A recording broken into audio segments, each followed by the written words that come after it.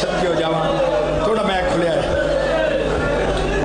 मैं सदके वहाँ धीमा ली दिया थोड़ी हाय कबूल फरमावे लख दफा इतु लाहौर दूर कोई नहीं लाहौर की मलका तो हंग की खैरात करने की कोशिश कर दो कुठिया पुतार रुकैया दे बुजुर्ग जाकिर अल्लाह दर्जात बुलंद फरमावे हाजी आशिक हुसैन मलिक आशिक हुसैन से अंदाज बंद पढ़ दें तो मेरे ज़हन चो रख्त आ गया तो चलो मैं पढ़ देवा दो